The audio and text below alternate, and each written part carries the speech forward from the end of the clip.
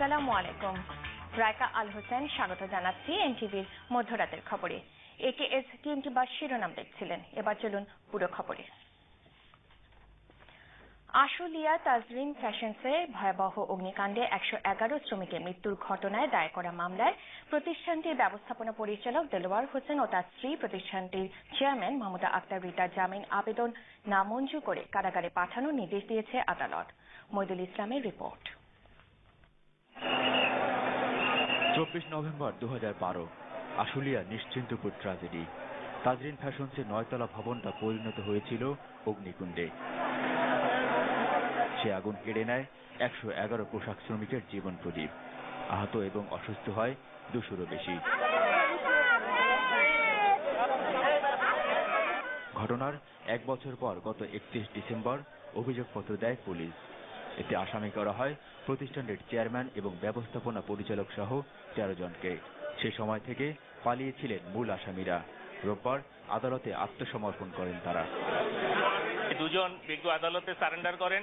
ঢাকার senior judicial magistrate Tajul Islam উনি এই আসামিদের জামিন আবেদন নামঞ্জুর করেছেন এবং তাদেরকে কারাগারে পাঠানোর নির্দেশ দিয়েছেন। একটা লোক দোষী নির্দোষ সেটা প্রমাণ হবে বিচারের মাধ্যমে। সে কারণে তার পলাতক হবার কোনো সম্ভাবনা নাই এবং সে বিচার পেশ করবে দেখেই ল অ্যাবাইডিং হিসেবে এসেছে। অভিযোগপত্রে উল্লেখ করা হয়, আগুন থেকে বাঁচার জন্য শ্রমিকরা যখন বের হতে যাচ্ছিলেন তখন বাধা দেয় কর্মকর্তারা।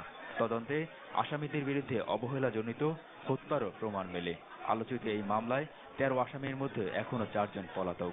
আর এ মামলায় সাক্ষী করা হয়েছে 104 জনকে। মইদুল ইসলাম, এনটিভি নিউজ, ঢাকা। 2013 সাল বাংলাদেশে শুধুমাত্র রাজনৈতিক দিক থেকে দুঃসময় বছর ছিল না। এবছরে বিদেশে জনশক্তি রপ্তানি কমেছে আগের বছরের তুলনায় 2 লাখের মতো। একই সাথে রেমিটেন্স কমেছে 7,607 কোটি টাকা। বিশেষজ্ঞরা বলছেন, এ ধারা অব্যাহত থাকলে এবং যথাযথ পদক্ষেপ না নিলে অর্থনীতির উপর মারাত্মক প্রভাব পড়বে। মইদুল ইসলামের আরেকটি রিপোর্ট। 2007 সাল থেকে প্রতি বছরেই গড়ে 2.5 লাখের মতো শ্রমিক বাংলাদেশ থেকে রপ্তানি করা হয় সংযুক্ত আরব আমিরাতে। কিন্তু গত বছরে এসে বাংলাদেশ থেকে জনশক্তি নেয়া প্রায় বন্ধ করে দেয় ওই দেশটি। আর দেশের অন্যতম বড় শ্রমবাজার সৌদি আরব এবং কুয়েতে কর্মী পাঠানোর রাস্তা অনেকটাই বন্ধ। সেই সাথে সাম্প্রতিককালে নতুন শ্রমবাজারে শ্রমিক পাঠানোর সংখ্যাও তেমন বাড়েনি। এছাড়া জনশক্তি রপ্তানির সঙ্গে সংশ্লিষ্ট মন্ত্রণালয়গুলোর মধ্যে সমন্বয়হীনতা সহ নানা কারণে 2012 সালের চেয়ে 2013-তে বিদেশে শ্রমিক গেছে প্রায় 2 লাখের কম। একই সাথে স্বাধীনতার পর এই প্রথম ভাটা পড়েছে রেমিটেন্স পাঠানোর প্রবাহে। গত বছর বিদেশ থেকে প্রবাসী আয় এসেছে 2012 সালের তুলনায় 7,607 কোটি টাকা কম। রেমিটেন্স যদি বাড়াতে হয় তাহলে এই যে লোকবল যেটা এই যাওয়াটা কিন্তু কমান নয়, যে এটার যে গ্রোথ রেট এটাকে আমাকে ধরে রাখতে হবে এবং শ্রম অভিবাসন বাড়ানোর ক্ষেত্রে যে জায়গাগুলোতে ফেইলিয়ার আছে সেই ফেইলিয়ার গুলোকে এখন খুব জোরের সাথে ট্যাকল করা প্রয়োজন। পরিসংখ্যান বলছে 2007 ও 2008 সালে বাংলাদেশ থেকে বিশ্বের বিভিন্ন দেশে গড়ে প্রায় 8.5 লাখ শ্রমিক পাঠানো হয়। এরপর থেকে সংখ্যা কিছুটা কমলেও কর্মী পাঠানোর পরিমাণ ছিল উল্লেখযোগ্য। কিন্তু 2013-তে এসে ধস নামে শ্রমবাজারে। সেই সাথে কমে যায় রেমিটেন্স প্রবাহ। রেমিটেন্সের হিসেবে দেখা যায় বিগত বছরগুলোতে প্রবাসীদের পাঠানো অর্থের সূচক ছিল ক্রমাগত ঊর্ধ্বমুখী। ব্যতিক্রম কেবল 2013। রেমিটেন্স প্রবাহ কম হওয়ার পেছনে বাজার সংকোচন বা শ্রমিক পাঠানোর সংখ্যাকে নয়, বরং এই পরিস্থিতির জন্য প্রবাসী কল্যাণ মন্ত্রী দায়ী করেছেন প্রবাসীদের অর্থ পাঠানোর প্রক্রিয়া বা পদ্ধতিকে। 400 না 500 টাকা তাদের রেমিটেন্স খরচ ফিস বাবদ দিতে হয়। এই টাকাটাও যদি তারা মাফ করে দেয় তাতে তো কারো কোনো লস নাই। 1 থেকে 2 বিলিয়ন ডলার বেশি আসবে এবং সেন্ট্রাল ব্যাংক এই কাজটা করবে না। সোজা তো লোক কম গেছে, রেমিটেন্স কমার্স কমার্স তাদেরই ভ্রান্ত নীতির ফলে। এই কথাটা তো তারা মুখ দিয়ে বলবে না। এদিকে রেমিটেন্স প্রবাহ কিংবা জনশক্তি রপ্তানিতে শুধুমাত্র ভাটা পড়েনি, বেড়েছে সর্বস্ব হারিয়ে বিদেশ থেকে লোক ফেরত আসার সংখ্যাও। গত বছরে যার পরিমাণ ছিল 37,480 জন। আর তাই বিশ্লেষকরা বলছেন, দেশের অর্থনীতির চাকা সচল রাখার জন্য বৈদেশিক মুদ্রায়ের দ্বিতীয় বৃহৎ এই খাতকে বাঁচাতে সরকারের দরকার সমন্বয় এবং সচেতনতা। মইদুল ইসলাম, এনটিভি নিউজ, ঢাকা। উপজেলা নির্বাচনে বিএনপির সমর্থক প্রার্থীরা যাতে অংশ নিতে না পারেন সেজন্য আইন শৃঙ্খলা বাহিনী দিয়ে সরকার নানাভাবে হয়রানি করছে বলে অভিযোগ করেছে বিএনপি। রোববার রাজধানী নয়াপল্টনে কেন্দ্রীয় কার্যালয়ে আয়োজিত সংবাদ সম্মেলনে এ অভিযোগ করেন বিএনপির যুগ্ম মহাসচিব রিজভী আহমেদ। ফারহানা হীরা রিপোর্ট। সংবাদ সম্মেলনে রিজভী আহমেদ অভিযোগ করেন সরকার প্রতিপক্ষ রাজনৈতিক দলের অস্তিত্বে বিশ্বাস করে না বলেই উপজেলা নির্বাচনের আগে বিএনপি সমর্থক প্রার্থীদের নানা ভয়ভীতি দেখানো হচ্ছে। তিনি বলেন, জনগণ সরকারের এসব ষড়যন্ত্র রুখে দিতে ঘরে ঘরে প্রস্তুতি নিতে শুরু করেছে। উপজেলা নির্বাচনে সরকার প্রতিবন্ধকতা সৃষ্টি করলে জনগণই তা প্রতিহত করবে বলেও হুঁশিয়ার করেন তিনি।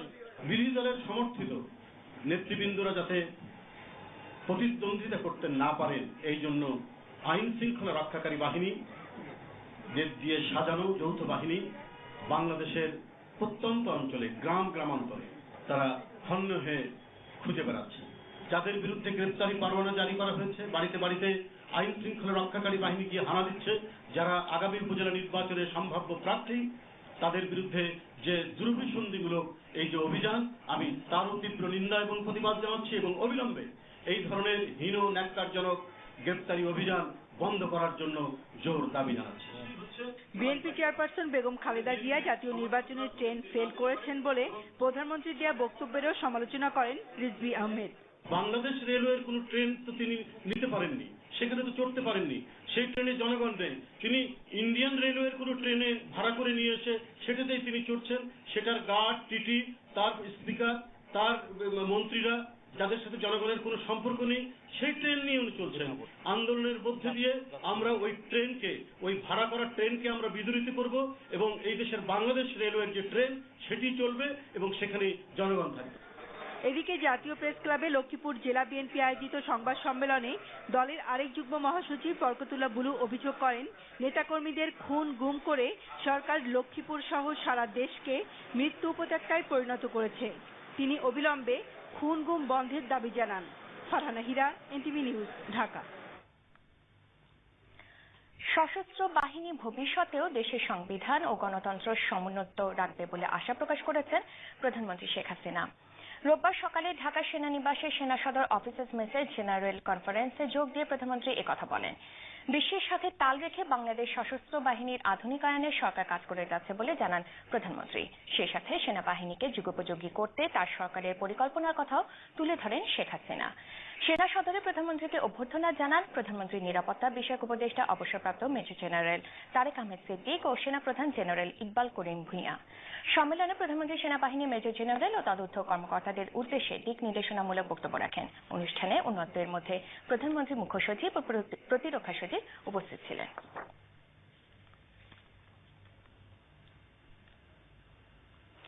বিএনপি চেয়ারপারসন বেগম খালেদা জিয়ার সাথে সাক্ষাৎ করেছেন সংযুক্ত আরব আমিরাতের রাষ্ট্রদূত সাইদ বিন হাজার আল সাহি। রোববার রাতে বিএনপি চেয়ারপারসনের গুলশান কার্যালয়ে আমিরাতের রাষ্ট্রদূত ঘণ্টাব্যাপী বৈঠক করেন বেগম জিয়ার সাথে। দুই দেশের স্বার্থ সংশ্লিষ্ট বিভিন্ন বিষয় নিয়ে আলোচনা করেন তারা। সংযুক্ত আরব আমিরাতের সাথে বাংলাদেশের বন্ধুত্বপূর্ণ সম্পর্ক সামনের দিনগুলোতে আরো সুদৃঢ় হবে বলে আশা প্রকাশ করেন বেগম জিয়া। বিএনপি চেয়ারপারসনের উপদেষ্টা রিয়াজ রহমান, সাবিউদ্দিন আহমেদ এবং বিএনপি চেয়ারপারসনের মধ্যপ্রাচ্য বিষয়ক বিশেষ দূত এনামুল হক চৌধুরী বৈঠকে উপস্থিত ছিলেন।